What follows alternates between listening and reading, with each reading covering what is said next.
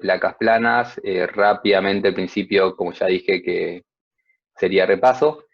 Esto era simplemente lo que era una placa tiene dos dimensiones mayor a la tercera, y en función a quién le preguntes, la placa, al decir únicamente placa, ya entendemos que es plana, pero hay gente que llama placa cosas curvas. Esa gente no son muchas, pero aviso, en la mayoría del mundo, cuando alguien dice placa, se refiere a algo perfectamente plano. Por las dudas, somos redundantes y decimos placas planas, y dentro de estas placas planas, que pueden tener distintos relación de espesor y longitud, habíamos hecho todo este análisis y habíamos dicho que es una placa hasta cierto espesor. Si tiene gran espesor ya no podemos llamarlo placa y es un sólido. Y hay cierto rango donde el espesor es significativo, entonces te entran temas de corte y no podemos analizarlo con la teoría que estamos viendo. En ese caso, si yo estoy en este rango, es lo mismo que en el caso de vigas, de una viga demasiado alta, cuando la relación de longitud y espesor no es lo suficientemente grande, entonces hay efectos de corte y la teoría para ese tipo de placas es distinta. eh, y no nos metemos en este curso en eso, y de hecho cuando vean elementos finitos probablemente les pase lo mismo. El elemento de placa que si hacemos TPs y todo el mundo tiene programas, el elemento de placa de elementos finitos va a asumir pequeño espesor, porque lo más probable es que no tenga metido el tema de distorsiones y cómo la distorsión afecta la rigidez, y como la placa es, por su naturaleza, siempre hiperestática, cambiar su rigidez implica cambiar las solicitaciones. Entonces, si ustedes usan una teoría para placas delgadas o un elemento de placas delgadas para modelar una placa gruesa, el resultado va a ser incorrecto, porque están calculando, no, le está faltando una parte de la rigidez. Y esto se los digo por si alguien trabaja con elementos finitos y va al RAM y el SAP y quiere calcular una placa, una base con una placa, están haciendo las cosas mal. Les aviso, sépanlo, háganlo igual y pónganle un poco más de armadura, porque se están comiendo ciertos efectos, porque estos elementos de placa o esta teoría que estamos viendo acá no puede ser utilizada para una base o alguna solera por el tema de relación longitud-espesor. Después, en función de la flecha, mientras más flexible es la placa, menos se comporta como una placa. Está lo mismo como vigas y cables. Acá es una viga, acá es un cable, que para elementos 2D, acá es una placa, acá es una membrana. Hay un rango en el medio que trabaja de ambas formas, como placa y como membrana. Y si es muy flexible, va a ser membrana. Nosotros nos restringimos a placas delgadas con una flexibilidad moderada, o sea, no una gran flexibilidad, para no meternos en el tema esto de membranal. Recuerdo lo que es membranal, es que si mi placa, por más que sea una placa y la carga sea perpendicular, si es muy flexible, esto se va a deformar, y al deformarse y aplicarle una carga así, va a transmitir los esfuerzos por su forma, porque va a dejar de ser plana. Nosotros estamos asumiendo que eso no pasa y nos quedamos en ese rango pintado de abajo a la izquierda. Después hemos visto que para este rango la teoría que utilizamos es la teoría de Lagrange. La teoría de Lagrange tenía estas hipótesis, que justamente la deformación es pequeña en función de las dimensiones de estructura, que las secciones normales rectas permanecen rectas después, que esto era Bernoulli para vigas, Kirchhoff para placas, que en el plano no tengo deformaciones ni tensiones, y que el plano medio es indeformable en su plano. Y una vez hechas estas hipótesis, lo que hacemos es, como venimos haciendo siempre, como hicimos para torsión, como hicimos para la función de ID, es plantear equilibrio, relaciones constitutivas y relaciones cinemáticas mezclamos estas tres cosas y formulamos una teoría analítica para resolver problemas. Y habíamos visto en la clase anterior únicamente equilibrio, usábamos nuestras ecuaciones de equivalencia, al igual que en viga, solo que es prácticamente lo mismo, no nos cambiaba tanto esto. Lo más destacable, no sé qué es lo más destacable de esto, es prácticamente lo mismo que hacían para barras, no tiene mucho misterio.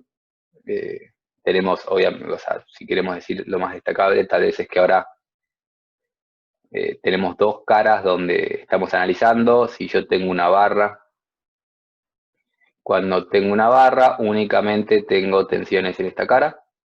Ahora, como tengo un plano y no una línea, tengo que tener en cuenta tensiones en esta cara y en esta cara. Dicho eso no nos cambia mucho, sí nos cambia un poco más los esfuerzos, porque ahora tenemos en cada una de estas caras corte y momento, y hacemos ecuaciones de equilibrio, al igual que hacíamos para barras, para, en el caso de barras, despejar que la derivada del momento es el corte, y que la derivada del corte es la carga. Esa era mi ecuación diferencial de barras. Para hacer lo mismo con placas, hacíamos equilibrio de todas estas cosas y llegamos a una relación entre el momento y la carga. Es lo mismo que se hace en barras, solo que se complica porque tenemos dos superficies. Y me parece que no lo remarqué en su momento, que sí es importante el tema de los signos para placas. Estos signos para, en el caso de barras, los signos de estas cosas dependen de la terna. Es decir, si estoy en terna derecha, como es este caso, no sé qué es esto, si es derecha o izquierda, porque no sé cómo va mi Z, pero cuando estoy con una barra, en función de la terna, me fijo si va de X a Y, de Y a Z, de Z a X, ese es mi positivo, y así se formula si el momento es positivo o negativo en el caso de una barra. En el caso de las placas, lo que se suele utilizar como convención es positivo, es el momento que me traccione abajo. Y en vez de fijarnos si apunta en dirección Y o apunta en dirección contraria a Y, apunta en dirección X o contraria a X, lo único que pensamos es si tracciona abajo o si tracciona arriba. Entonces, este momento acá, y ahí sí podemos ver que estamos en terna derecha, porque con terna derecha, este momentito de acá, que está haciendo así, agarro la mano y veo que comprime arriba, tracciona abajo, y eso es lo que yo llamo un momento positivo. Y lo mismo con esto de acá. Hago la mano así, comprime arriba, tracciona abajo, y eso es lo que llamo momento positivo. Entonces, esta es la convención de signos que usamos para hacer este equilibrio, y por lo tanto, cuando resolvemos nuestro problema, los signos del momento van a estar acorde a esta convención que utilizamos acá. Cuando el momento me dé positivo, va a querer decir que mi placa está traccionada del lado de abajo.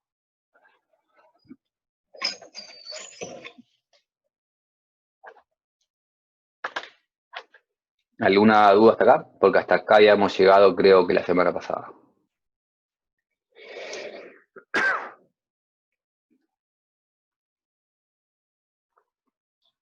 Bien, entonces tenemos nuestra primera ecuación, que es nuestra ecuación de equilibrio, y seguimos con el resto de las ecuaciones.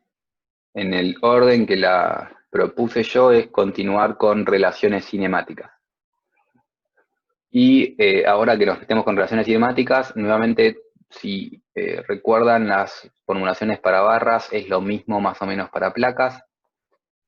En el caso de una barra, yo tenía una cierta sección y tenía una recta que era perpendicular a lo que en barra se llama línea media, y ahora va a ser una superficie media. Esta recta, normal a mi superficie media, se mantiene recta y normal a mi superficie media después de deformarse. Esta es la hipótesis de Kirchhoff en el caso de placas. Recta y perpendicular a la superficie media, se mantiene recta y perpendicular a la línea media. Entonces, a la superficie media, perdón. Sabiendo que inicialmente esta era el plano, ese plano rotó hasta este valor, rotó un ángulo alfa, este es el giro que tiene esa sección, o ese plano, mejor dicho.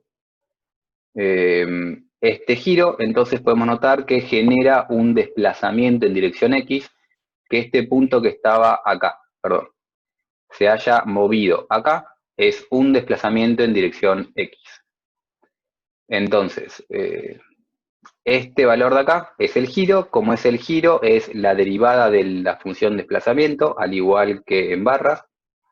El giro es la derivada de la función desplazamiento, que en realidad, si queremos ser estricto, la tangente de alfa es la derivada, pero como estamos en pequeños desplazamientos en función de las dimensiones de nuestra estructura, la tangente es igual a alfa, y voy a poder decir que mi giro alfa es igual a la derivada del desplazamiento respecto a X. El desplazamiento en placas lo llamamos W. Y ahora, si lo relacionamos con U, vemos que U es proporcional al giro por la distancia a esta línea,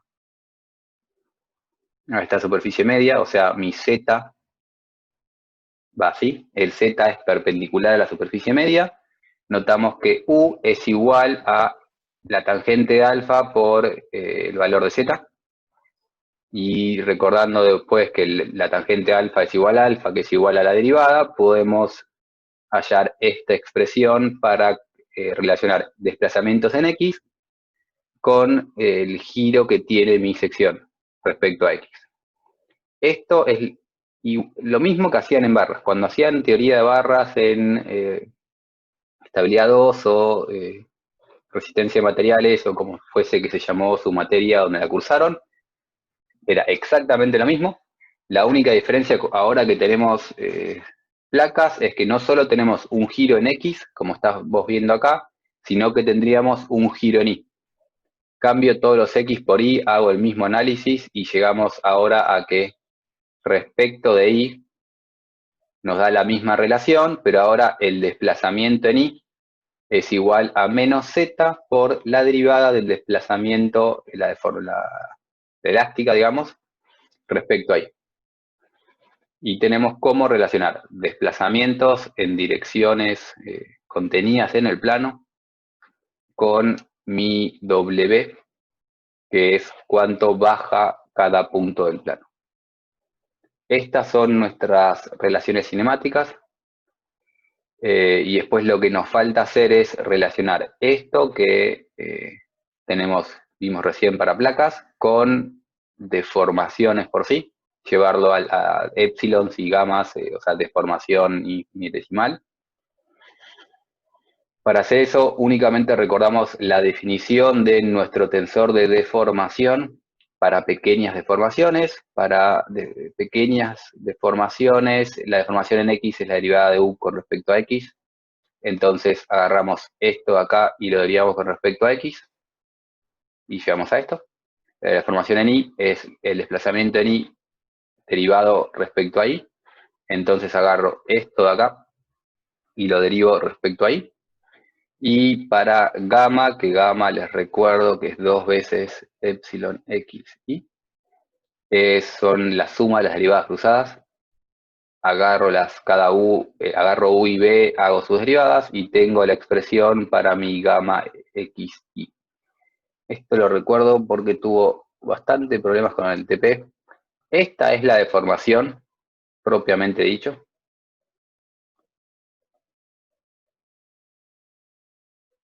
Gamma es lo que se llama distorsión. Y en algunos libros, esto lo dije creo que ya 3 veces, pero como tuvo tanto lío, vamos a recordarlo. En algunos libros esta distorsión se llama deformación ingenieril, que me parece un nombre horrible. Pero bueno, en inglés pasa lo mismo, mucha gente lo llama como engineering strains, Y mucha gente, como tiene el mismo nombre de formación o de strain, la gente a veces dice deformación sin aclarar cuál están hablando, si están hablando a 2 veces epsilon xy o están hablando a epsilon xy, y es un tema que lleva a problemas y nos llevó a problemas en el trabajo práctico, porque sigma es c por epsilon, y en función de qué libro agarren, este c está referido a epsilon xy o está referido a 2 epsilon xy, o sea, gamma, o sea, esta deformación ingenieril. Así que no agarren ciegamente matrices constitutivas, no agarren ciegamente programas, y cuando el programa les informa este valor, sepan que es porque se pueden estar comiendo un 2. Todo esto no es placas, pero sí está relacionado con la materia, porque lo vimos y lo sufrimos un poco con el TP de relaciones constitutivas. Pero bueno, ya tenemos nuestras relaciones cinemáticas, que nuestras relaciones cinemáticas es cómo de relacionar deformaciones, el tensor de deformaciones, con mi desplazamiento, que es perpendicular a mi superficie. Cuánto baja cada punto. Estas son relaciones cinemáticas. En la diapositiva anterior teníamos ecuación de equilibrio, y lo que nos falta es avanzar con la parte de relaciones constitutivas, y cuando tengamos relaciones constitutivas mezclamos todo y llegamos a la ecuación que tenemos que resolver para nuestro problema. Y antes de eso, yo acá escribimos epsilon xy, epsilon x, y por ejemplo no puse epsilon z. ¿Por qué?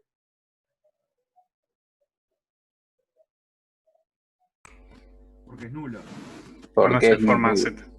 es una de mis hipótesis, no se deforma en z, y no estoy poniendo, entonces no es que no la estoy poniendo, es que las deformaciones no son nulas por hipótesis. ¿Qué pasa en realidad? No sé. Es una hipótesis del problema que esas cosas son 0. Y ahora sí, avanzamos con relaciones constitutivas. Ya tenemos ecuación de equilibrio, tenemos relaciones cinemáticas, y avanzamos con relaciones constitutivas.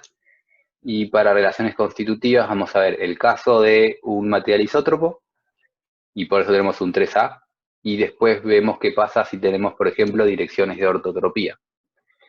Si tenemos primero nuestro material isótropo, que es más sencillo, esto que habíamos visto acá era nuestra relación constitutiva para material isótropo. ¿En qué caso? ¿Y por qué estoy usando esta matriz chiquitita? Estado plano de tensiones.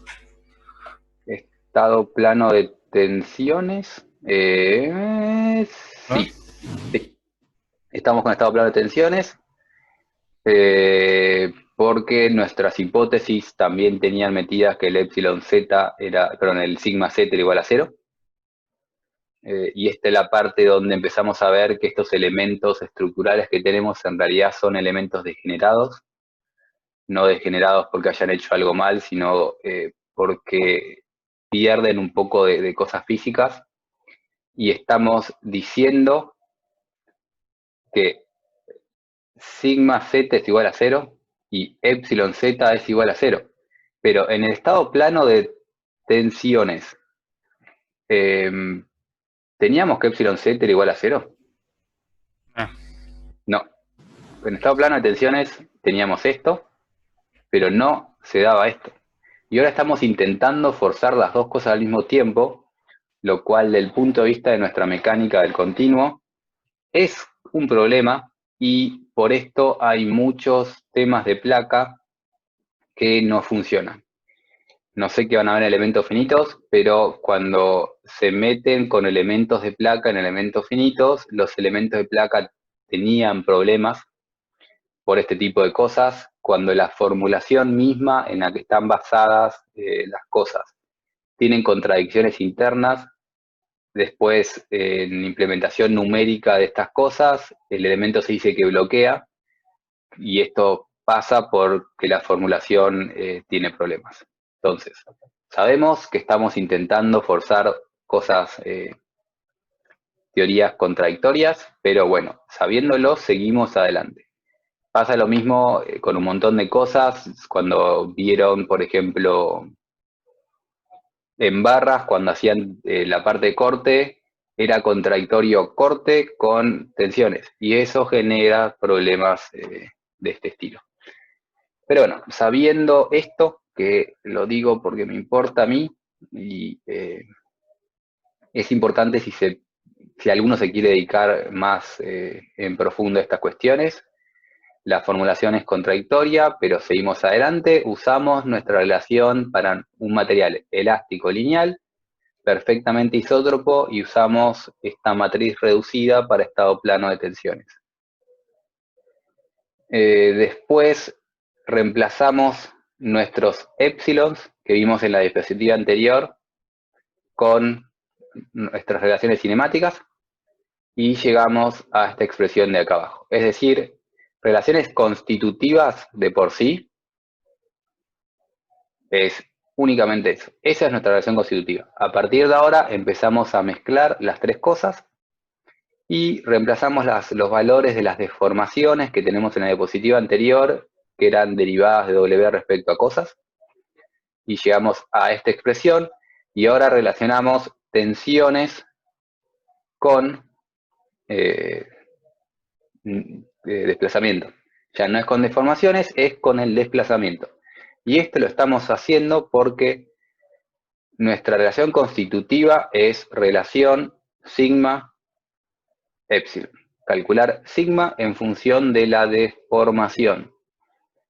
El tema es que nosotros no vamos a querer resolver esto.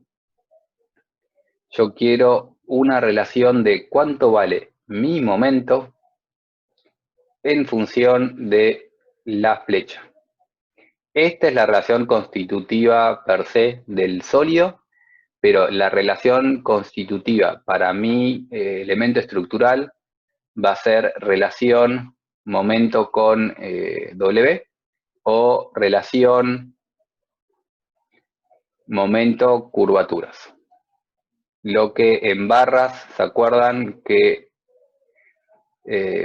para resolver la parte elástica de barras, esto lo tendría que haber dicho antes y me lo olvidé, cuando resolvían la ecuación diferencial de elástica en barras, la ecuación importante para hacer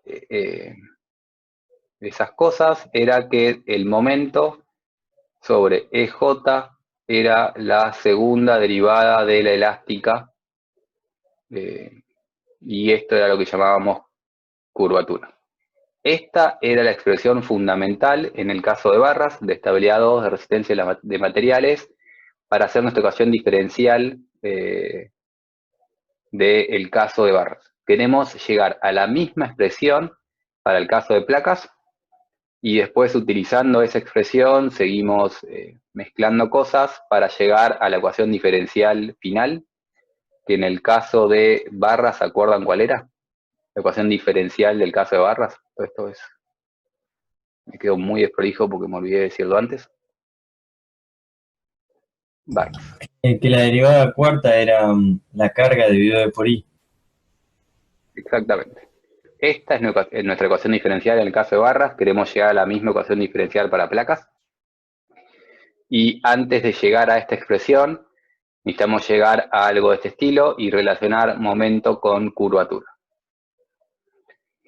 Para poder lograr relacionar momento con curvatura, primero relacionamos tensiones con deformaciones, metemos relaciones cinemáticas y ahora operamos sobre esto para llevar esto a una relación con el momento, y justamente las curvaturas ya me aparecieron acá. Esto acá son las curvaturas. La curvatura en el caso de una barra es la segunda derivada de la elástica. En el caso de la placa es prácticamente lo mismo, es la segunda derivada del desplazamiento. Como en barras, la única diferencia es que en placas no tengo una curvatura, sino que tengo la curvatura en X, la curvatura en Y y la curvatura XY, que está asociada a la torsión. Entonces, estoy haciendo lo mismo, solo que lo que acá es una expresión que relaciona una curvatura con un momento, acá me va a relacionar tres curvaturas con tres momentos. ¿Se entiende?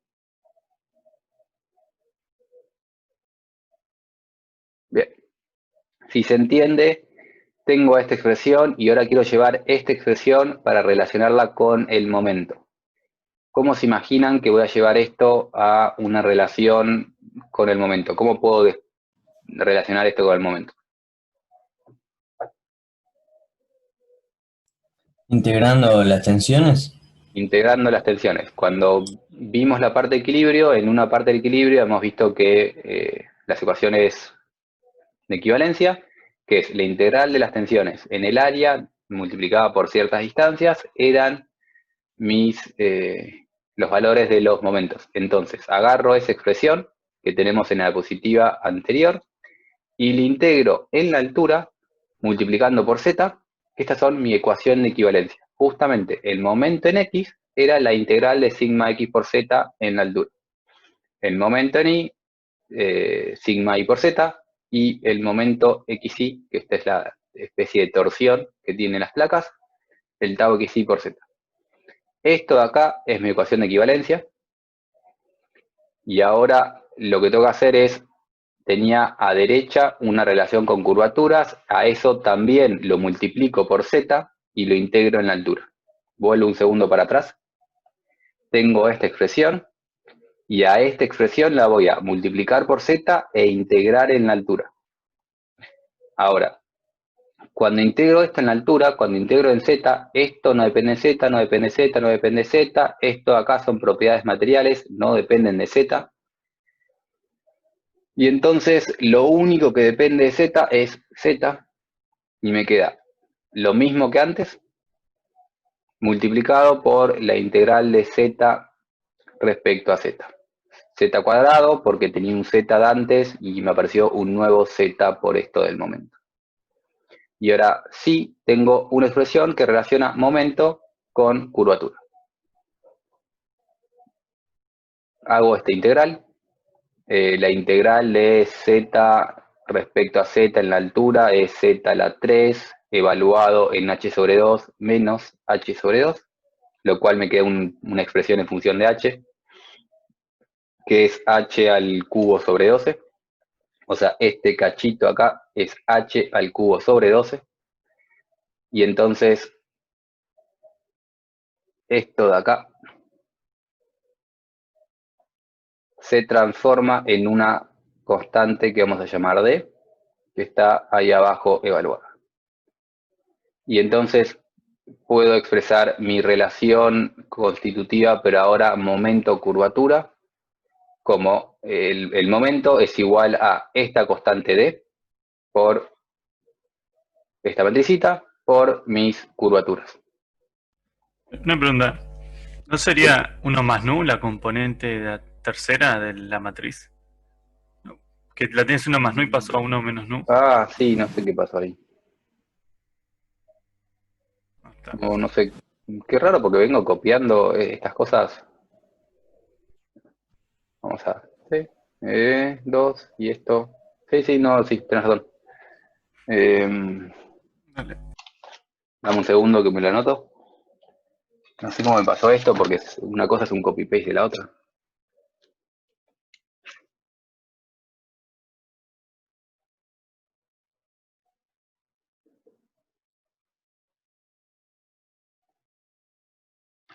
Gracias, creo que fue MIDI.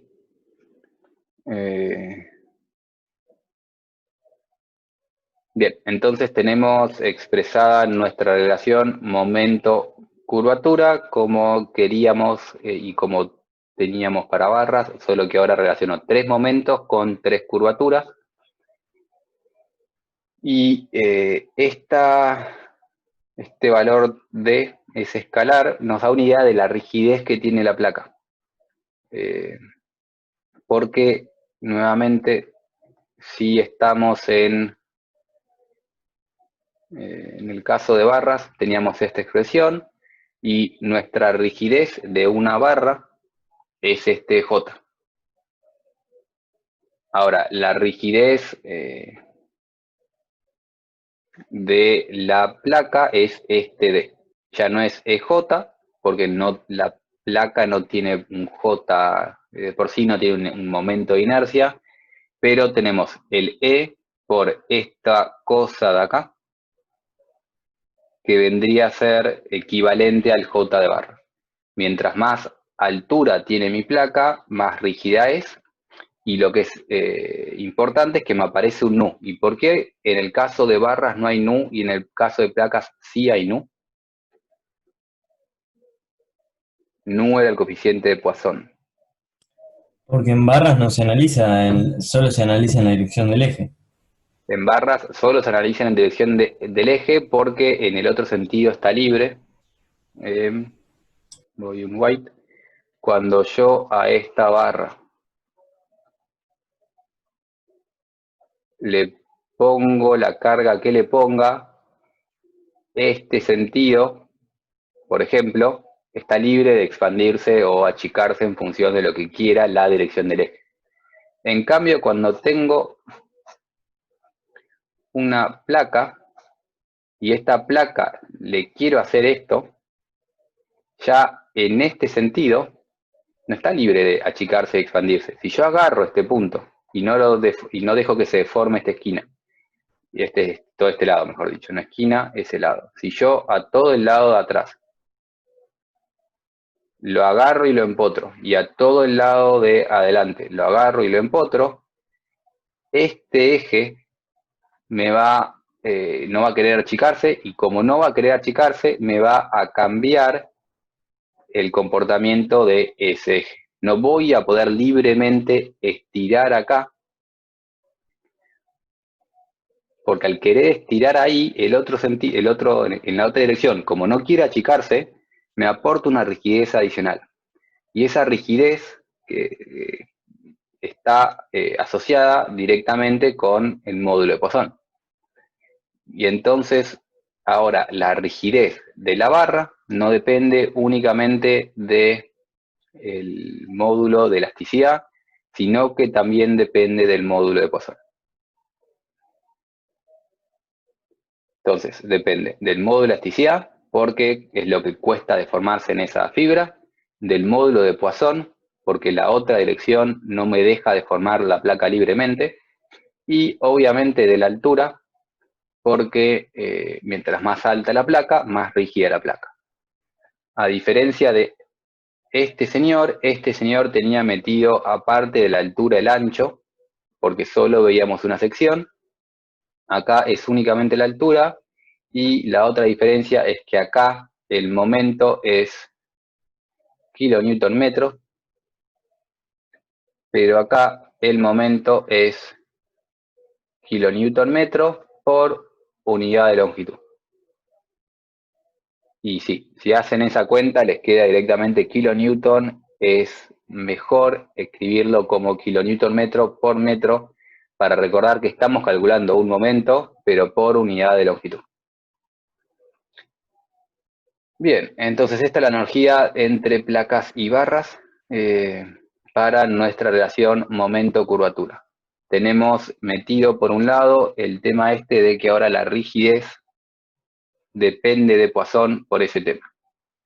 Lo otro que podemos notar de esta expresión, que vale la pena analizar, es que ahora esta matriz no es una matriz diagonal. Entonces, si yo tengo únicamente curvatura en X, y estos de acá son 0, me aparece momento tanto en X como en Y. Una curvatura en X me genera un momento en Y, pero no torsor.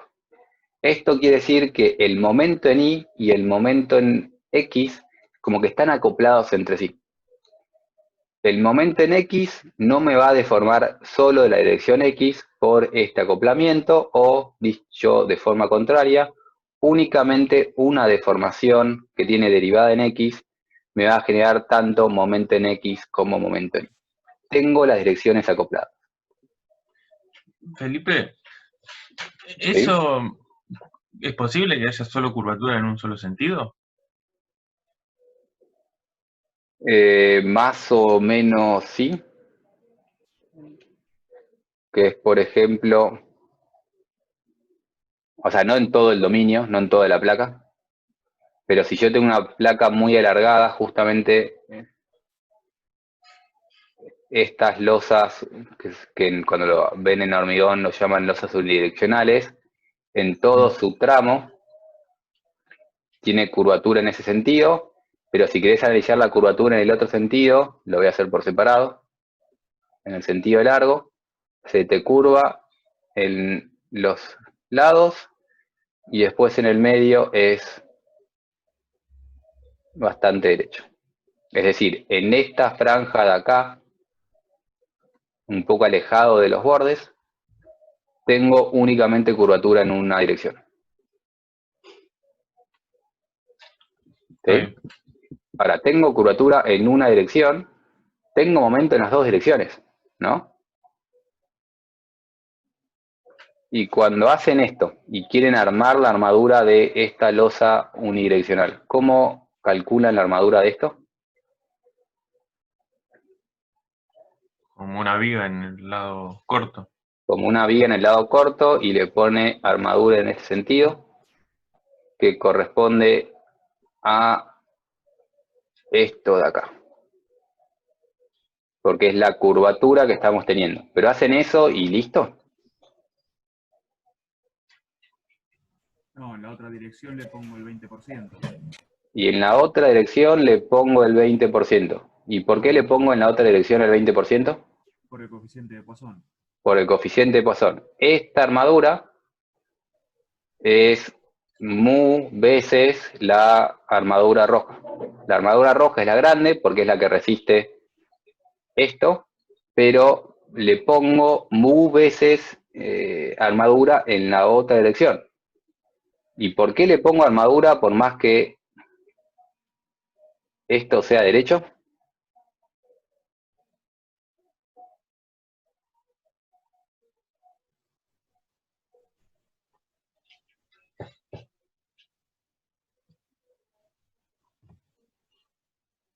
Además de Poisson.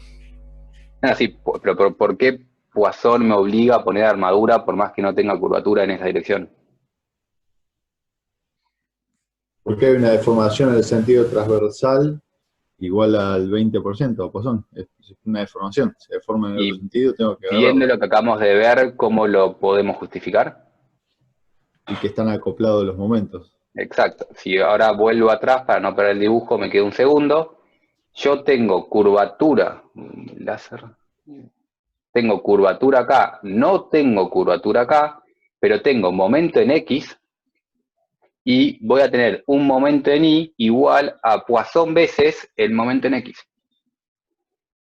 Entonces, tengo curvatura en un sentido, pero se me acoplaron las dos direcciones, voy a tener momento en dirección de Y, y como voy a tener momento en dirección de Y, voy a tener que ponerle armadura acá, para tomar mi momento en dirección Y, que va a ser Poisson veces el de X. Y ahora sí vuelvo atrás. Tengo momento en X, y proporcional a la curvatura en X, y tengo momento en Y, proporcional a Poisson veces la curvatura en X. Se me acoplan los dos momentos, perdón, se me acoplan las dos direcciones, y entonces al tener únicamente curvatura en un sentido, en el otro sentido voy a tener que poner armadura porque tengo Poisson veces el momento de la otra dirección.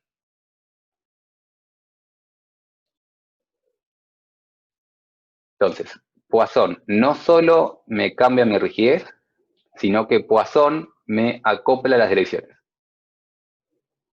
Y es por esto que en las losas unidireccionales ponemos armadura en la otra dirección, porque tengo momento en ambas direcciones. Bien. ¿Alguna pregunta hasta acá? Si no hay preguntas, continuamos porque llegamos a nuestra relación momento-curvatura, pero no llegamos a la ecuación diferencial de placas, que es a donde queremos llegar. Entonces, continuamos un poco el desarrollo. ¿Esto qué es? ¿A dónde quiero ir? Bien, simplemente de la expresión anterior despejo exactamente cuánto vale el momento en X, el momento en Y y el momento en Z.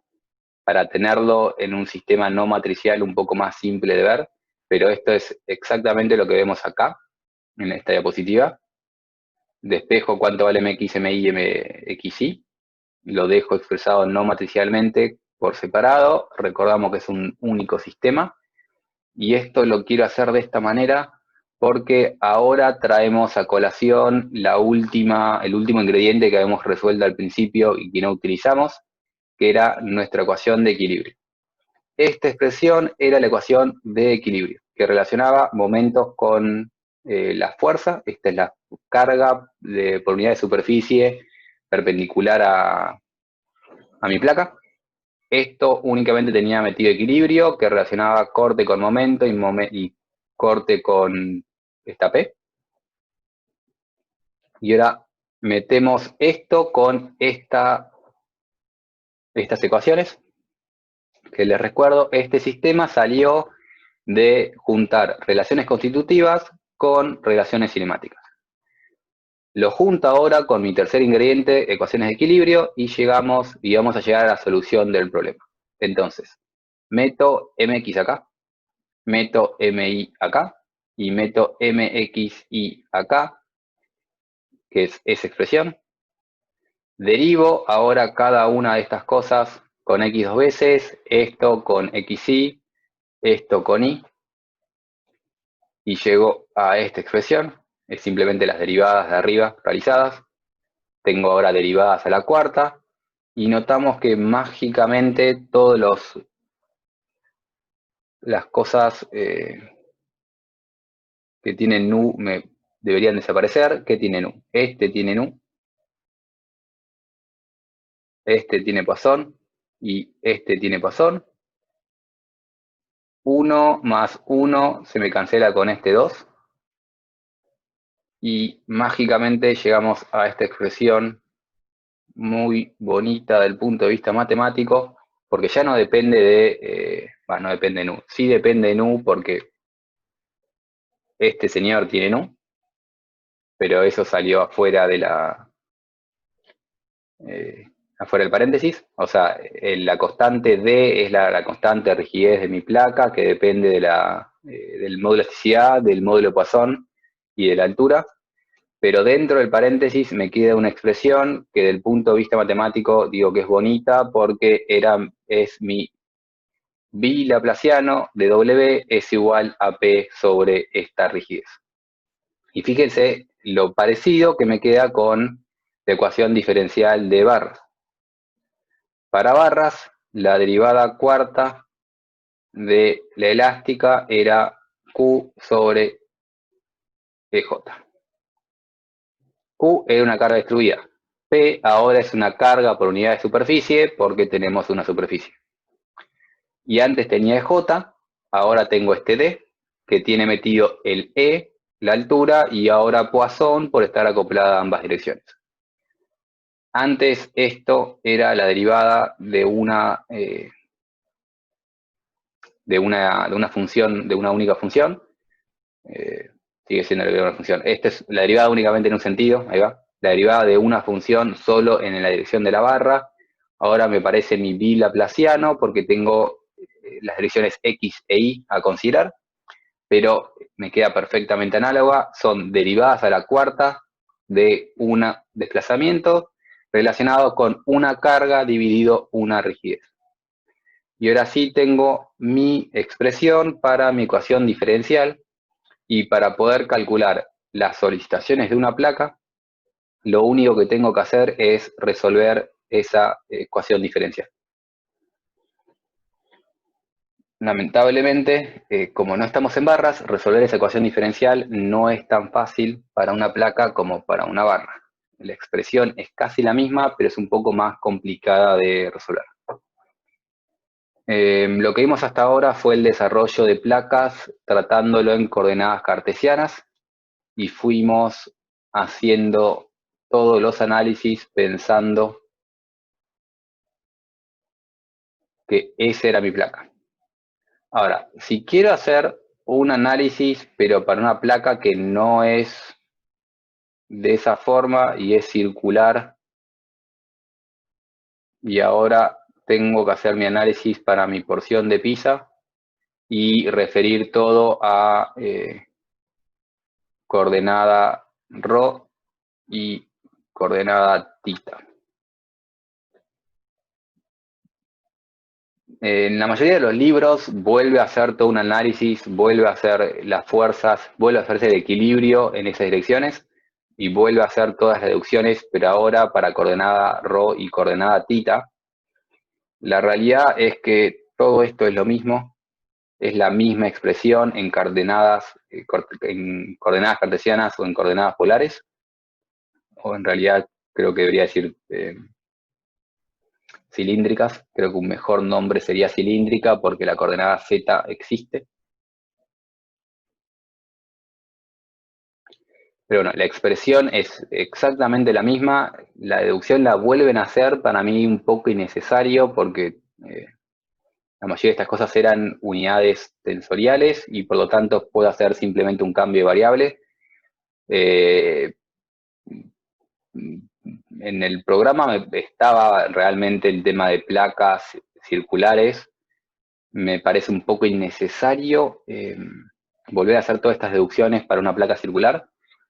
Si quieren, les subo un apunte que están hecho toda la matemática, es volver a hacer exactamente lo mismo y llegamos a la misma expresión, por suerte, porque matemáticamente es el bilaplaciano de W relacionado con la carga dividido una rigidez. Este bilaplaciano lo expresamos en cartesianas o lo expresamos en polares, cambia esto, digamos, esto se escribe de otra manera, pero matemáticamente es exactamente lo mismo.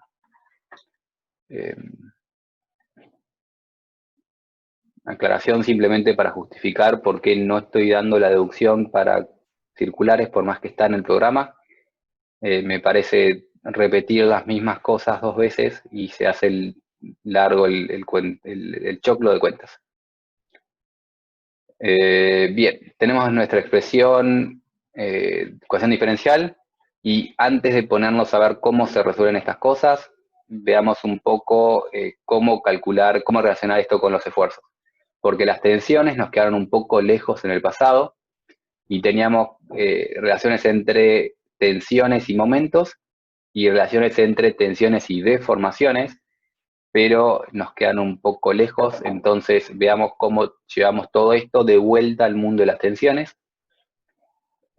por si alguien, en vez de querer calcular un momento, quiere calcular una tensión. Si están calculando una placa para una losa, para hormigón, con el momento es suficiente, calculan armadura con momento. Pero si están calculando una placa para, por ejemplo, la placa es metálica, la placa metálica falla cuando las tensiones alcanzan la tensión de fluencia. Entonces, para calcular placas metálicas nos importan las tensiones, para calcular placas losas de hormigón nos importan más que nada los momentos. Pero bueno, no es ningún problema. Veamos cómo relacionamos esto con las tensiones y entonces volvemos un segundo para atrás y recordamos nuestra relación momento-curvatura y lo que teníamos expresado en unas filminas atrás era esto al revés, es decir, acá tenía momento, acá tenía una matriz y acá tenía mis curvaturas. Busco la inversa de esta matriz y la inversa de esa matriz me da eso. Me ahorro también un poco hacer cuentas, pero es simplemente invertir una matriz y ahora tengo la relación momento-curvatura, pero expresada al revés. Le tengo la relación inversa, tengo la relación curvatura-momento, que es simplemente invertir la matriz que vimos hace un par de diapositivas atrás. Entonces, con mi relación curvatura-momento, ahora recordamos también nuestras relaciones constitutivas que relacionaban tensiones con curvaturas. Esto sí es exactamente igual a lo que vimos hace un par de diapositivas. Les recuerdo nuevamente, la relación constitutiva era sigma epsilon. Pero ahora, pero en su momento le habíamos reemplazado los valores las deformaciones con curvatura y habíamos formulado esta relación constitutiva entre tensiones y curvaturas. Y ahora entonces, como este señor es igual a este señor, lo que puedo hacer es meter todo esto ahí y operar. Y si yo pongo todo eso ahí arriba, acá adentro, y hago todas esas cuentas, lo que estoy buscando es básicamente una relación entre tensiones y solicitaciones.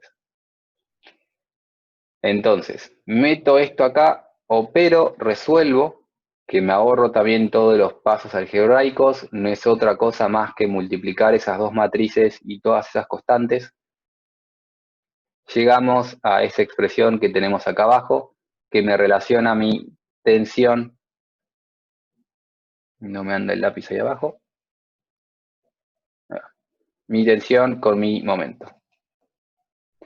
Entonces, ahora sí, una vez que tenemos los momentos, que pueden salir o de la ecuación diferencial o pueden salir de un programa de cálculo, conociendo el momento, puedo calcular las tensiones que tiene mi placa, y si quiero las otras tensiones que nos estamos metiendo en el medio, los tengo que relacionar con los cortes. ¿Y cómo despejar los cortes? Con la relación momento-corte, que vimos sí hace un rato con el equilibrio, o si estamos usando un programa de cálculo, nos da los valores de los cortes. Nuevamente, esto es para que si alguien calcula una placa metálica, en las placas metálicas nos importan los valores de las tensiones y no los valores de las solicitaciones. Porque lo que rompe es falla por fluencia, entonces tenemos que llevarlo a tensiones. ¿Por qué aparece un Z acá?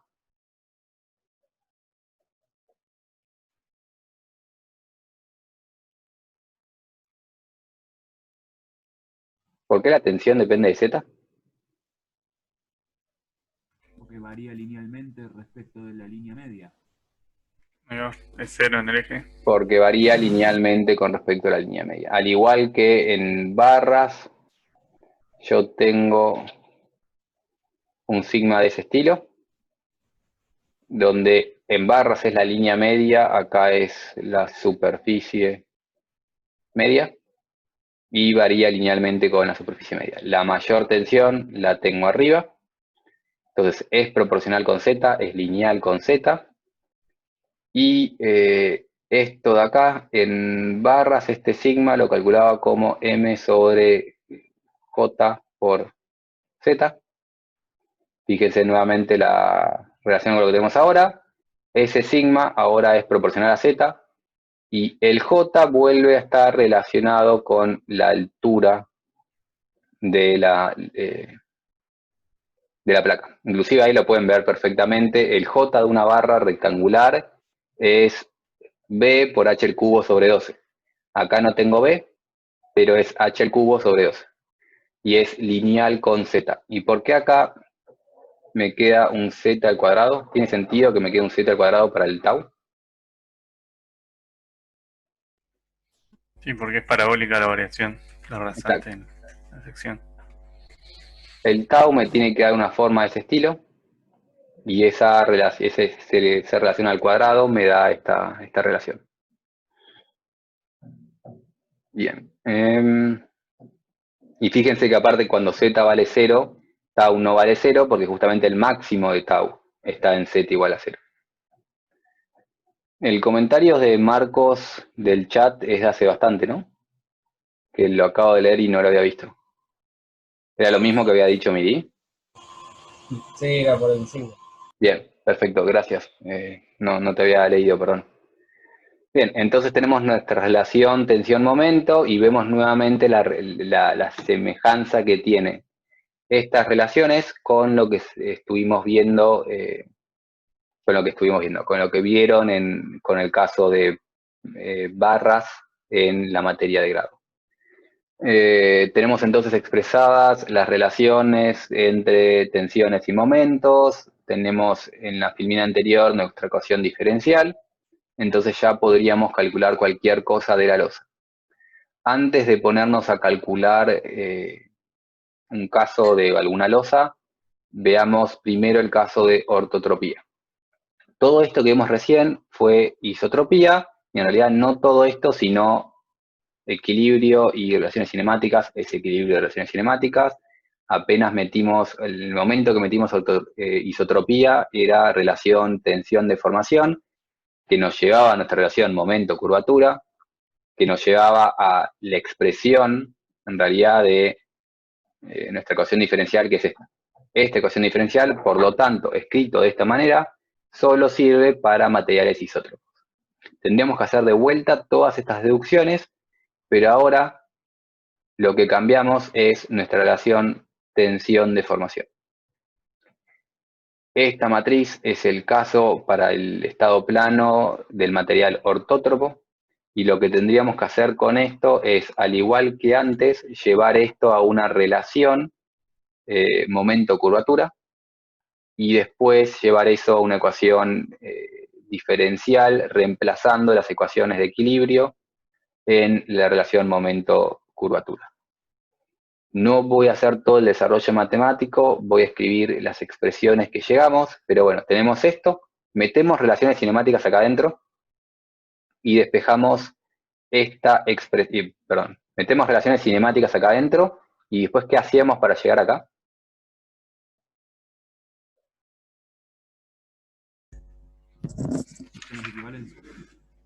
Ecuación de equivalencia. Primero metemos, entonces, acá relaciones cinemáticas. Y después lo que hacemos es integrar todo esto por z en diferencial de z, y lo mismo a izquierda y a derecha, y llegamos a estas expresiones de acá abajo. Que todo eso es lo que me estoy salteando porque es volver a hacer lo mismo.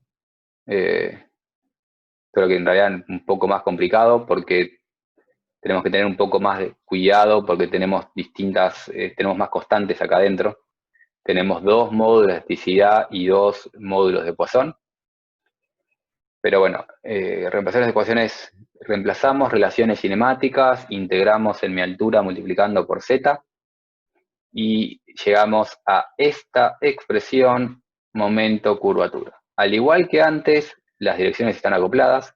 El caso de ortotropía es más complicado que isotropía, digamos, o dicho de otra forma, el caso de isotropía está contenido en el caso de ortotropía. Isotropía es un caso particular de ortotropía. Y entonces, en realidad podríamos haber planteado el caso ortótropo completo y después simplemente dicho esto es igual a esto, es igual a esto, y estos dos valores son iguales, y sin llevarlo al caso simple de isotropía. Pero bueno, no fuimos por ese camino. Si vamos por ese camino, llegamos a estas expresiones, donde acá hay algo que me le pifié. No, está bien, está bien, no dije nada. Donde en ortotropía esas dos cosas eran iguales, porque la matriz era simétrica. ¿Y por qué la matriz era simétrica?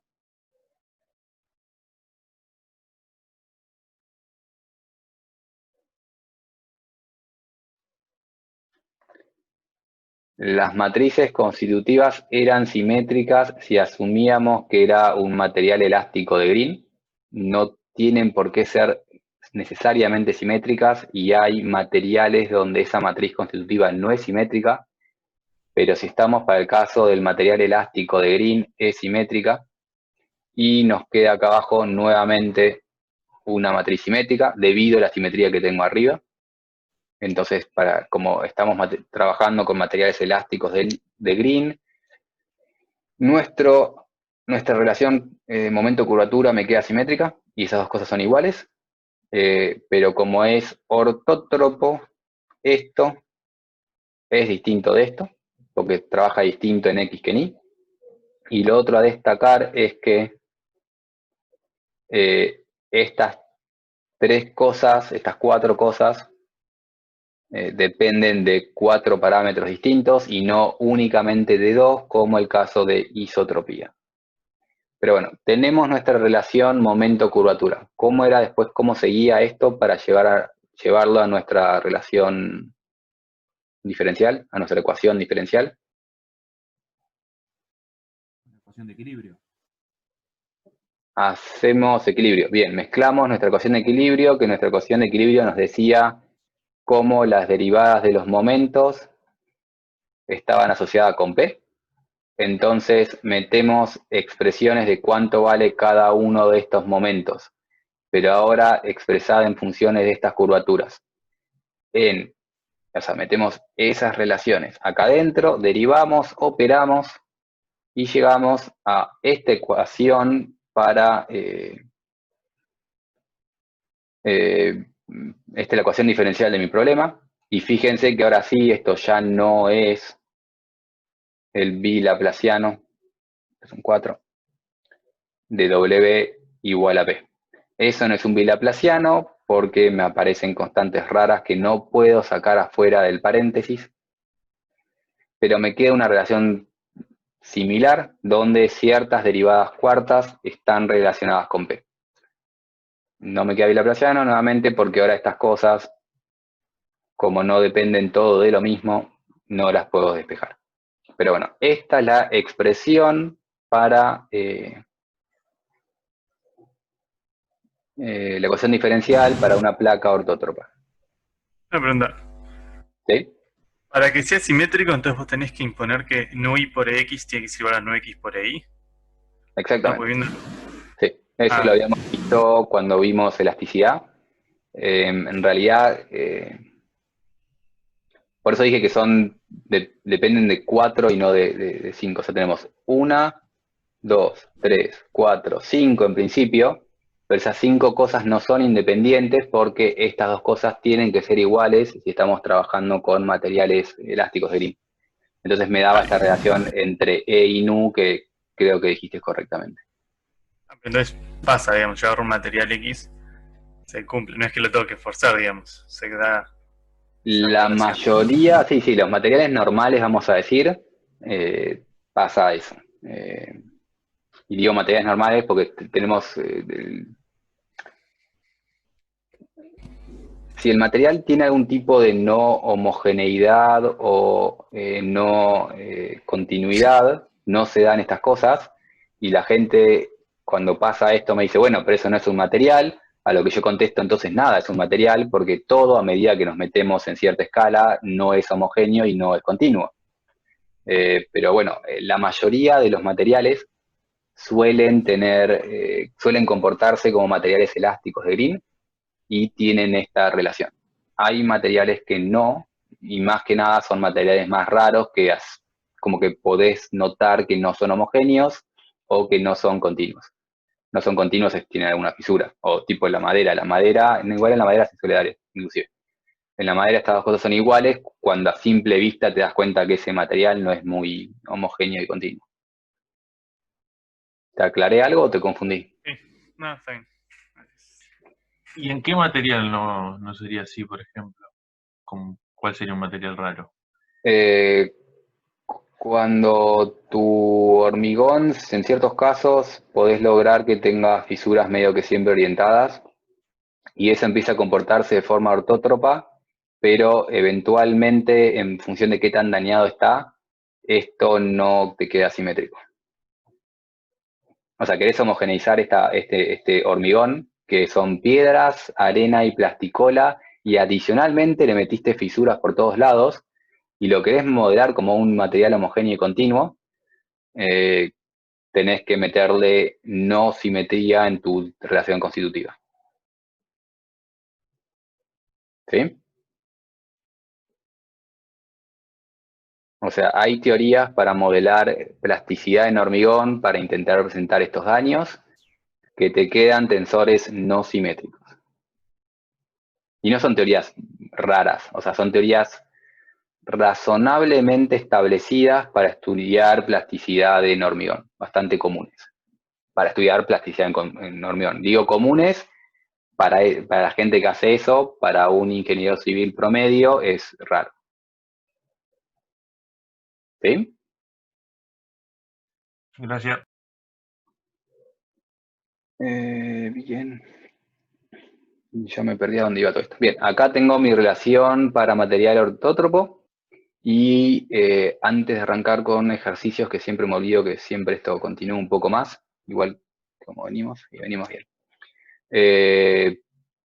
Un poco de menciones de lo que son direcciones principales, que esto es análogo a lo que hacíamos cuando trabajábamos en tensiones. Cuando teníamos un estado plano, en el estado plano buscábamos las tensiones principales, que eran una manera de definir tensiones principales, era decir que tenía tau igual a 0, que en el caso de momentos va a ser que tenga momento torsor igual a 0. Es decir, tengo en principio momento así y momento así en cada una de mis caras. Y estos de acá son los torsores. Cuando lo llevo a las direcciones principales asociadas a los momentos, voy a tener únicamente momento X y momento en Y mi mx' y' es igual a 0, y digo prima porque es para las direcciones principales, el torsor vale 0, y esa es una manera de ver tensiones principales, las direcciones, perdón, momentos principales, las direcciones para los cuales el momento torsor, el xy, es igual a 0, que recordamos, si esto hubiese sido tensiones, lo que yo le pedía era que sigma xy era igual a 0, sigma x era algo, y sigma y era otra cosa. Acá mxy es igual a 0, y mx es igual a algo, y mi va a ser igual a otra cosa. Esta es una manera de ver direcciones principales. La otra forma de ver direcciones principales era pensando que estas cosas para los ejes principales eran máximos y mínimos.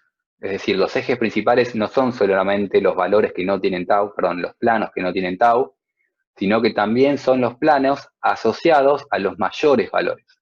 Entonces, cuando yo lo llevo a tensión, a la dirección principal, lo que estoy haciendo es maximizando el valor, tanto en tensiones como con esto del momento.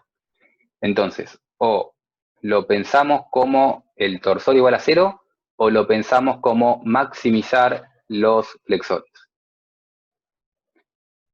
Ambos caminos llevan a la misma solución, y si alguien quiere pensarlo como calcular autovectores y autovalores, está más que invitado, sigue siendo matemáticamente lo mismo. Pero bueno, para poder calcular estas cosas, primero lo que hacemos es plantear para un ángulo genérico alfa cuánto valdría el valor del momento flexor y el momento torsor, es decir, vuelvo a hacer el dibujito que tengo abajo. Si voy muy rápido me chiflan y voy más lento.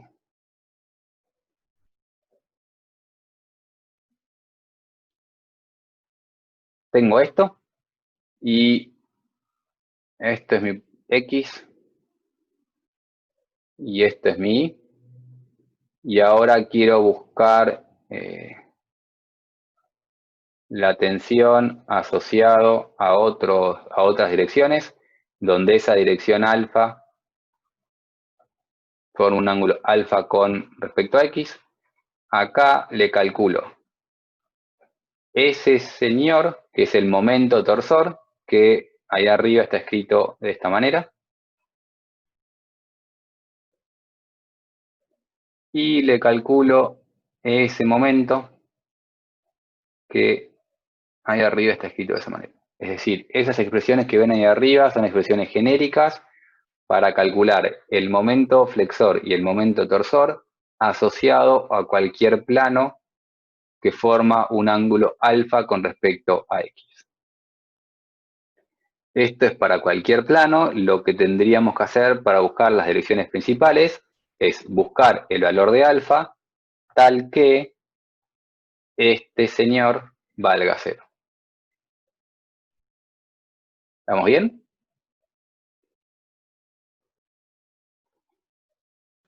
Sí, sí.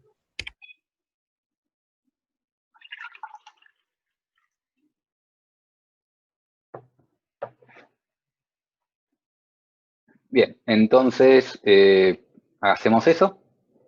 Y como dije antes, una manera de ver tensiones principales es pensarlo como el valor de alfa que tiene asociado al torsor igual a 0. Y acá, para corregirme también después, quedaría mejor ponerlo con ns y no con xy. Y vamos a seguir anotando.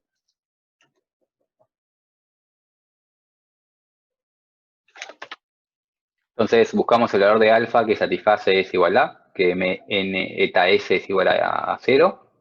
Y llegamos a esta expresión que tenemos acá. Este es el valor de alfa que satisface eso, y este es el valor del momento principal. Fíjense que vuelve a ser la misma expresión que usaban para tensiones principales. Antes era sigma x más sigma y dividido 2 más menos la raíz cuadrada de esto que era x sigma y tau xy. Es exactamente la misma expresión porque estamos resolviendo lo mismo, el autovalor de una matriz o el valor que hace que el polinomio Lagrange es igual a 0. Estamos resolviendo una cuadrática, básicamente, por eso esto es la pinta de la solución de una cuadrática. El valor de la alfa, que está asociada a la tensión principal, y como dije antes, estas tensiones principales están asociadas al mayor momento y al menor momento.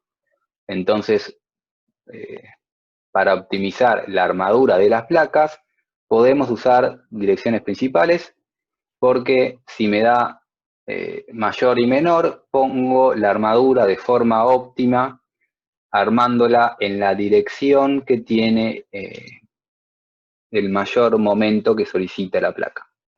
Y hubiese estado bueno agregar una imagen de esto, pero hay unas estructuras que las vi en más de un lugar del mundo y también las pueden ver en el río de acá de, ¿cómo se llama? Vicente López, que tienen como es una especie de un paraguas invertido. No me está saliendo muy bien dibujar este 3D. Pero imagínense una placa que acá, me salió muy mal ese dibujo. O sea, es una columna y arriba tiene la placa apoyada acá y como que sale una placa de esa manera. Cuando hicieron esto y cuando calcularon esto, intentaron orientar justamente la armadura siguiendo momentos principales máximos. Esto no es una placa en realidad, es una cáscara, pero la idea es la misma, y intentaron armar esto siguiendo esos momentos máximos. Tal vez no era el mejor ejemplo porque no es una placa, y sí hay otras placas que, algo de tarea para buscar para la semana que viene, total, que vamos a tener tiempo. Hay ciertas placas que fueron siguiendo los momentos máximos que medio que van de esta manera.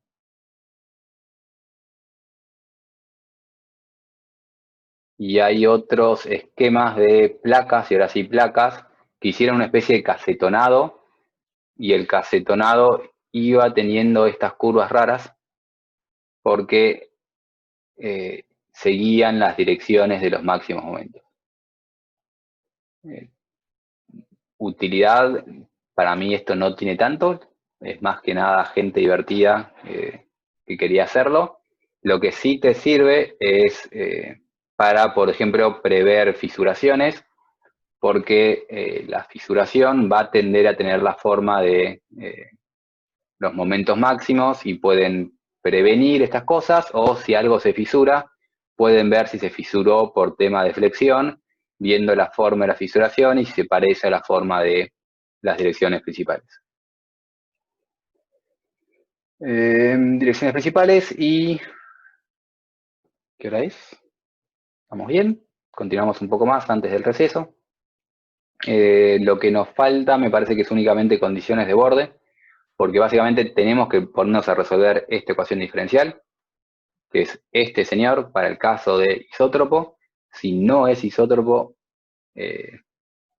esta parte es un poco más larga, pero es la misma idea, el mismo tipo de ecuación diferencial, que es una ecuación diferencial de derivadas cuartas igual a una constante.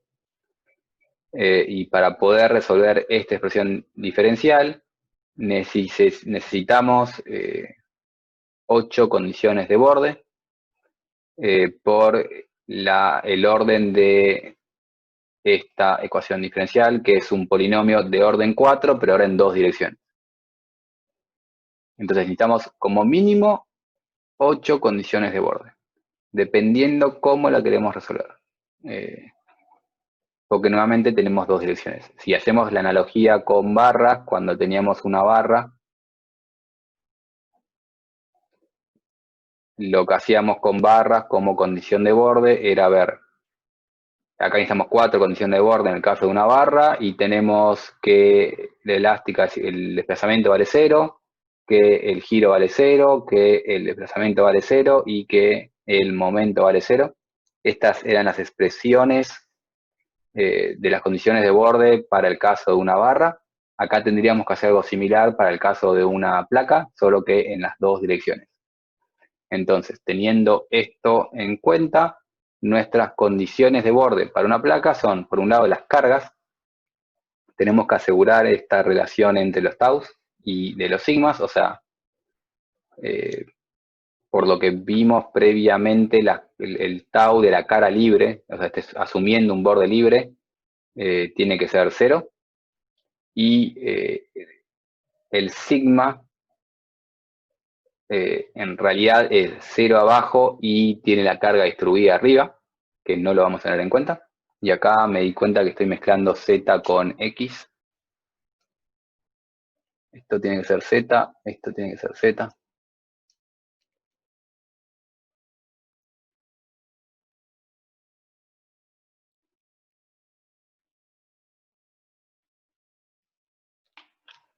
Y esto tiene que ser z. No sé qué me pasó ahí. Sí. Me mezclé el eje de la barra con el z de la dirección perpendicular a la superficie media. Esto me quedó bien por casualidad porque era justo x, z. Pero bueno, todos los z, todos los x deberían ser z. Les pido disculpas. Y después lo que sí tenemos que imponer son las ecuaciones de borde en los contornos, que son las que más acostumbrados estamos, que son análogas a las que vimos, a las que dije recién en el caso de barras. Es decir, si está simplemente apoyado, necesitamos que el desplazamiento valga 0 y que el momento flexor valga 0. Si está empotrado, el desplazamiento vale 0 y el giro vale 0. Y si es un borde libre, tenemos que el flexor vale 0, que el torsor vale 0 y que el corte vale 0. Porque es un borde libre. O sea, en el simplemente apoyado tenemos una reacción, entonces no tenemos un corte igual a 0. En el borde libre, como está totalmente liberado, todas las fuerzas tienen que ser iguales a 0. Lo importante de esto es que se puede demostrar que esto es redundante. Fíjense, igual medio que tal vez salta un poco a la vista que cuando tengo simplemente apoyado o tengo un borde empotrado, tengo únicamente 2 condiciones, y de repente en un borde libre tengo 3 condiciones, lo cual no tendría sentido, no puedo tener más ecuaciones. Entonces se puede mostrar que eso es redundante, y es porque estas 2 cosas, el momento torsor y el corte del borde, están relacionadas entre sí. Y eso es lo que nos falta ver antes de hacer el receso. El momento torsor está vinculado con el corte. Entonces no va a ser necesario en un borde libre imponer esas dos cosas, sino que vamos a poder expresar ambas como la suma de una única fuerza. ¿Hasta acá vamos bien?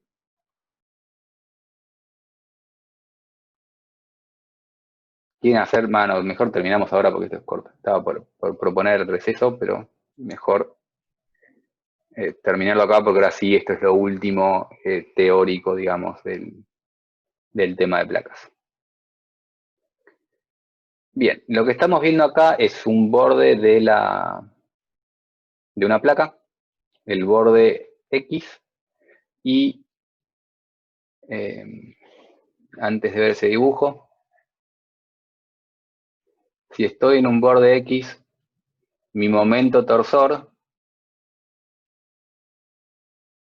que en la filmina anterior lo llamé NS y acá lo estamos llamando XY, ese momento torsor, lo que me está haciendo es, igual lo estoy dibujando mal, ¿no?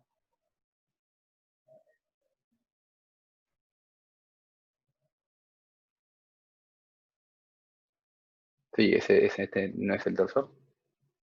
Ah, y me equivoqué en todos los dibujos anteriores, ¿no? Bien, fe de ratas. Cuando dibujé acá el dibujo, le llamé al revés las cosas.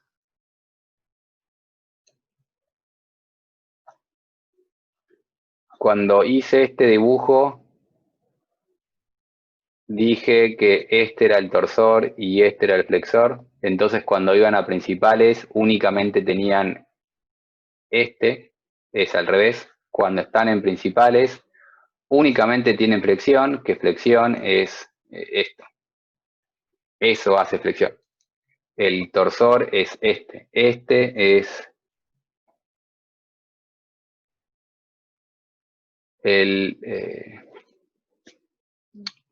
bien. ¿Entendió? Les pido 1000 disculpas. Sí, sí, no hay problema.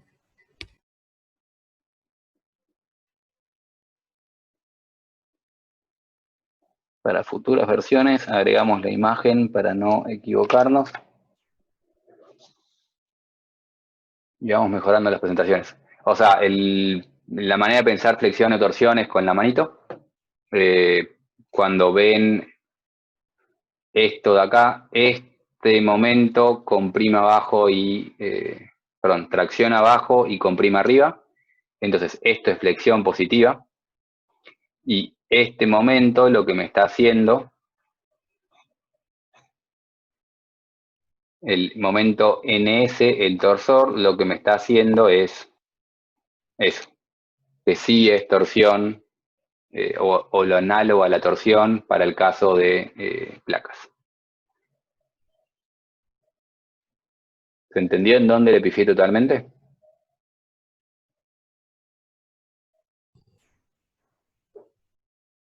Bien. Nuevamente les pido disculpas, pero volviendo ahora sí a esto. El torsor entonces es esto. Ese momento, que ese momento me está haciendo esas cuplas.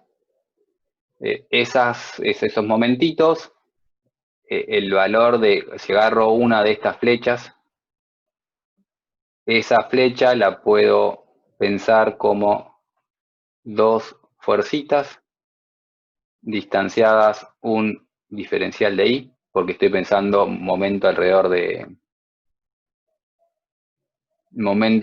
x. Entonces, en vez de pensar el momento como un momento, lo pienso como un par de fuerzas. Y eso es lo que está dibujado en esta figura.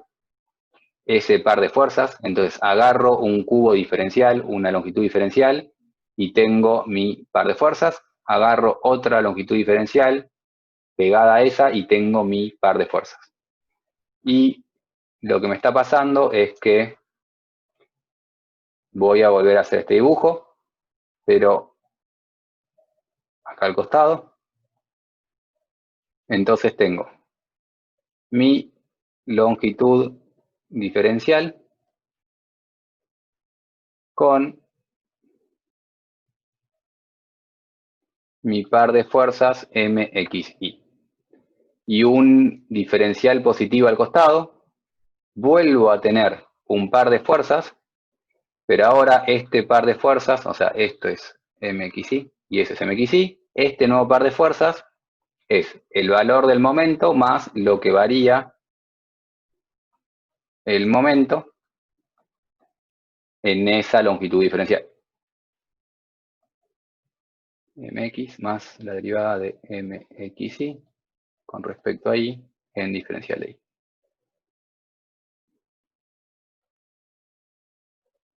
Y por más que tuve un mes, no me tomé el trabajo de intentar preparar todos estos dibujitos. Porque me tomé el trabajo de preparar una clase de cáscaras que no voy a dar hoy. Bien, entonces lo que estaba dibujado acá arriba es lo que les dibujé acá abajo. El momento, en vez de pensarlo como estas flechas que giran, la pensamos como un par de fuerzas. Y entonces tenemos este par de fuerzas que está haciendo este momento. Y un diferencial al costado, tenemos el mismo par de fuerzas, pero ahora con una diferencia, con la variación que tiene la función cuando me muevo un poquito en dirección Y, que tengo esto acá. Lo que pasa entonces cuando sumo y hago esto en todos los diferenciales, notamos que en este punto hay un desequilibrio de fuerzas. Entonces el momento torsor me termina produciendo un desequilibrio de fuerzas, que es una fuerza en este caso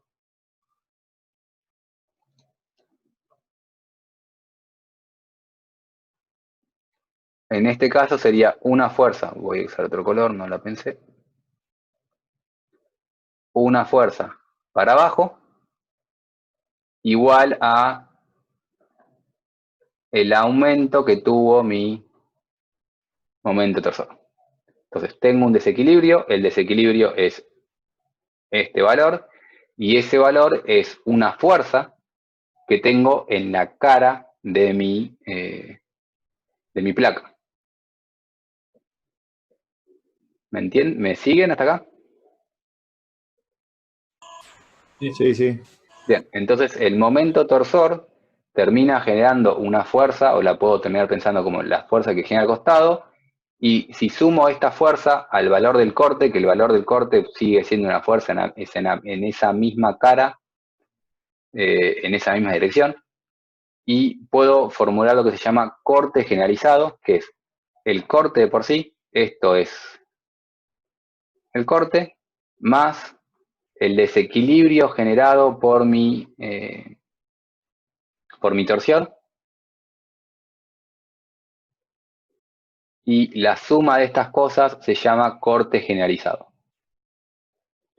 Relacionando esto a lo que vimos en la diapositiva anterior, cuando tengo un borde libre, ahora mi condición de borde no va a ser torsión igual 0 y corte igual 0, y la puedo simplificar a este corte generalizado igual a 0. La suma de ambos me tiene que dar 0. ¿Sí? Sí, sí. Bien. Este problema que me genera la torsión, ya fuera lo que es condición de borde, es lo que me genera después el problema o el tema de torsiones en placas simplemente apoyadas que me aparecen en las losas. Si hago lo mismo con esta cara de acá, o sea, imagínense que esto es una esquina, y hago el mismo análisis en la cara Y, digamos, vuelvo a plantear lo mismo acá con mis diferenciales y vuelvo a plantear mis pares de fuerza, pero ahora relacionándolo todos estos con sigue siendo momento XY o momento YX, que son iguales. Entonces planteo lo mismo en esta cara y noto que cuando llego al extremo, a la esquina, tengo acá abajo, cuando sumo esas dos flechas, una fuerza resultante que me va para abajo, igual ahora a 2 veces el momento, porque es la suma de lo que tengo en la cara X y lo que tengo en la cara Y. Entonces, en las esquinas me aparece esta reacción proporcional a 2 veces el momento. Esto es lo que genera estos efectos de torsión en las losas y el tema de tener en cuenta el alivianamiento por torsión que tiene la losa. Y ahora nuevamente esto no tengo dibujos, así que vamos a dibujarlo. Esto sí es un poco más relevante. Si yo tengo una losa y esta losa está simplemente apoyada en todo su contorno, puedo tener dos cosas, pueden pasar dos cosas, en realidad en las losas de hormigón pasan solo una, en una losa elástica no necesariamente. Si yo solo la apoyo acá,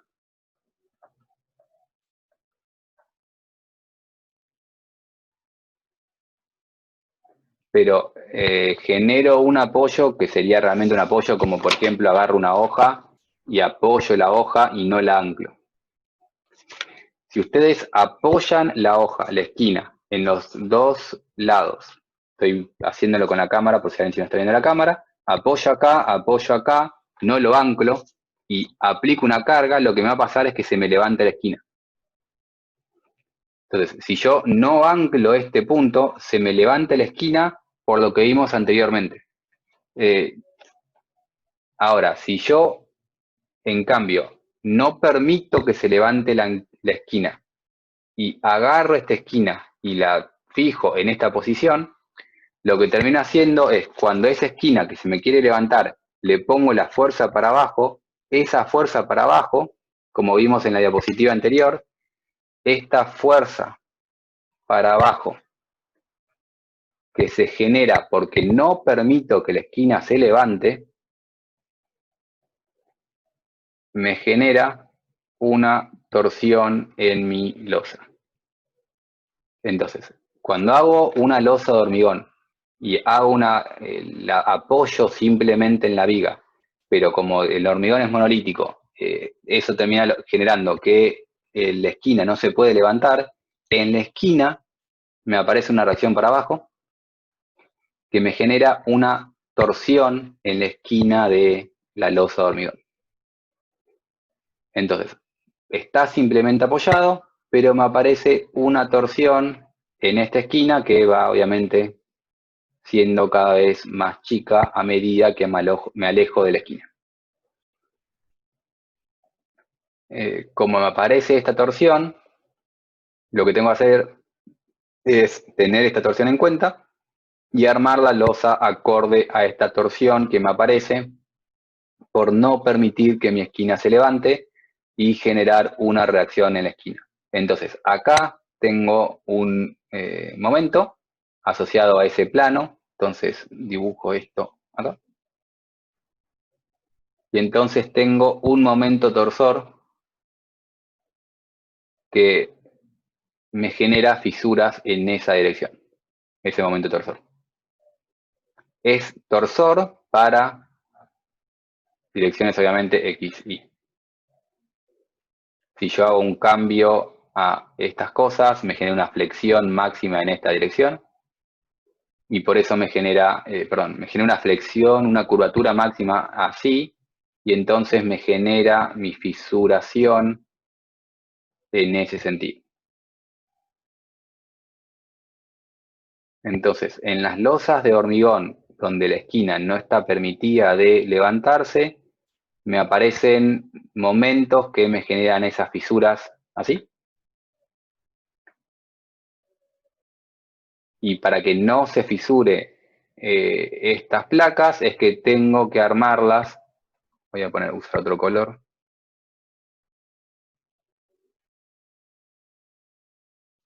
Tengo que armarlas para tomar esa fisuración.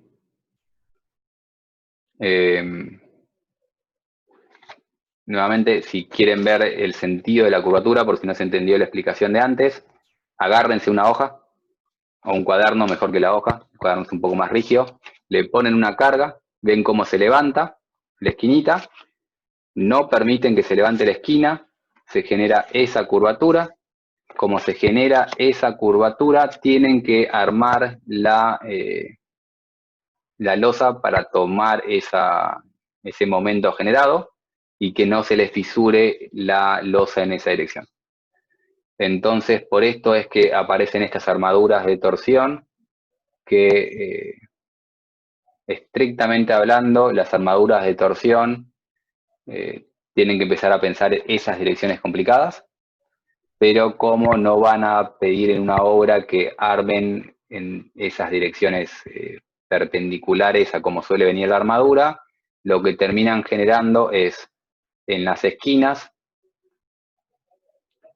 un refuerzo de torsión en esas direcciones, y obviamente en la cara de arriba, porque cuando la losa está así, la armadura grande la ponen abajo, pero cuando esto se flexiona, la armadura que requieren para la torsión va del lado de arriba. Entonces, del lado de arriba tienen que agregar estas armaduras que se ubican, o sea, se ponen en direcciones X, Y para simplificar el armado. Si quieren optimizar el armado, usan estas direcciones así. ¿Alguna duda de esto? Que tampoco me quedó muy claro explicado, pero esto sí lo ven en hormigón con más detalle de lo que estoy dando yo.